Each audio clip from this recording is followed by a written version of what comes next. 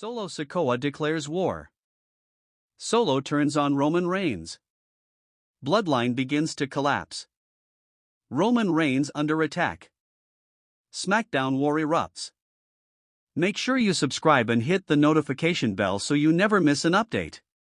Let's get to it then. What will happen when the man who was never supposed to speak finally decides he has something to say, and it shakes the entire foundation of everything you thought you understood? And what happens when that same man doesn't just challenge a leader, but declares war on a whole bloodline like he's been waiting for this moment his entire life? So yeah, we need to talk about this, because what went down on SmackDown wasn't just intense, it felt like the start of something that's going to spiral way out of control, and honestly, I don't think anybody is ready for where this is heading, not even the people involved. The night didn't feel normal from the start. You know those shows where the crowd is loud, hyped, ready for big moments? This wasn't that. This was different. There was this low, uneasy energy in the arena, like people were expecting something serious but didn't know exactly what shape it would take. It felt like the calm before something breaks, and when that kind of feeling shows up in wrestling, you already know somebody's about to cross a line they can't uncross. And then the music hits, and out walks Solo Sikoa. No smile, no hype, no wasted motion. Just walking like a man who already made up his mind before he even stepped through the curtain. And that alone tells you everything you need to know, because this version of Solo doesn't look like someone playing a role anymore. This looks like someone who has been thinking, watching, waiting, and finally decided it's time. He gets in the ring, takes a moment, and grabs the mic, and right there, you can feel the shift. The crowd quiets down in that way where they're not bored, they're locked in. Everybody's listening, trying to catch the first clue about what direction this is going to take. And Solo doesn't waste time. No long intro, no playing to the crowd.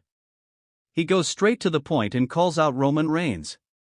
Not with respect, not with hesitation, but with a tone that feels completely different from anything we've heard from him before. This isn't the enforcer speaking. This isn't the loyal soldier. This is someone stepping out of a shadow that's been hanging over him for a long time. And you can feel it in the way he talks. There's this calm anger underneath everything, like he's not shouting because he doesn't need to. He knows exactly what he's saying, and he knows it's going to land. He starts talking about loyalty, about being the one who handled business when things got messy, about being the one who didn't get the spotlight but made sure everything stayed together behind the scenes. And if you followed this story, you can't ignore how real that sounds. For so long, Solo was the silent piece of the puzzle. Roman spoke, the bloodline moved, and Solo enforced. That was the system. That's what made them dominant. But now, hearing him talk like this, it almost feels like he's been keeping score this whole time, quietly stacking up every moment he felt overlooked. Then he shifts, and this is where things really start heating up, because he doesn't stop at Roman. He brings up the Usos. And the way he says it, it's not brotherhood, it's not nostalgia, it's not we used to be strong together. It's sharp, almost like he's calling them out for something deeper, something unresolved. And if you remember everything that's happened with them, the betrayals, the reunions, the tension, you already know that's a loaded name to throw into the mix. And just when you think that's enough, he adds Jacob Fatu into the conversation. And that right there is when the whole thing stops feeling like a promo and starts feeling like a declaration. Because now it's not just about one leader or one broken relationship. Now it's about everyone connected to that legacy. At this point, the crowd is fully reacting, because they realize what's happening. This isn't a setup for one match. This is bigger. This is multiple directions colliding at once. And then Solo says it. War. Not in a loud, dramatic way. Not like he's trying to hype the moment. He just says it plainly, like it's already decided. And somehow that makes it hit even harder, because it doesn't feel like a threat, it feels like a statement of fact. Like in his mind, this war already started before he even picked up the mic. And right here, if you're watching this and you felt that shift too, go ahead and hit that like button, because you know moments like this don't come around all the time. This is the kind of storytelling that sneaks up on you and then suddenly you realize, oh, this is about to get serious. Now let's really think about what Solo is doing here, because this isn't just rebellion. This isn't just someone trying to prove themselves. This feels like someone rewriting the entire narrative of what the Bloodline was. He starts questioning leadership, questioning who actually carried the weight when things were falling apart, and even without saying it directly, you can hear what he's implying. He's not just saying Roman wasn't enough. He's saying he was the reason things held together. That's a huge shift. That's not just stepping up, that's trying to redefine history. And when you mess with history in a storyline like this, that's when things get unpredictable, because now everyone involved has something to defend. Roman has his legacy. The Usos have their loyalty and their past. Jacob Fatu has his own identity and presence that doesn't exactly blend quietly into anyone else's plan. So when Solo throws all of them into one challenge, one declaration of war, it's not just bold, it's reckless, or maybe calculated in a way we don't fully understand yet. And that's what keeps this interesting, because Solo doesn't look nervous. He doesn't look unsure. He looks calm. Too calm. Like someone who has already thought through the consequences and decided they don't matter.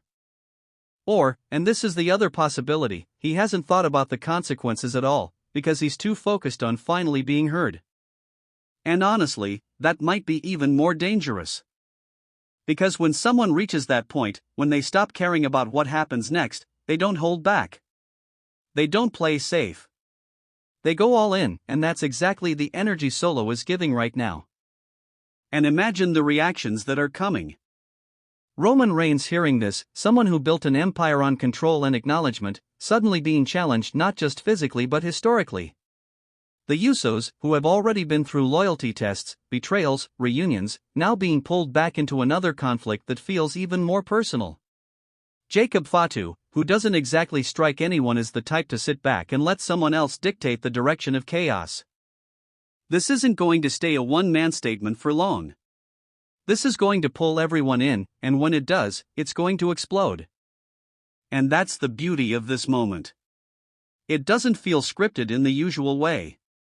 It feels like something that's been building under the surface, something that finally broke through, and now there's no putting it back.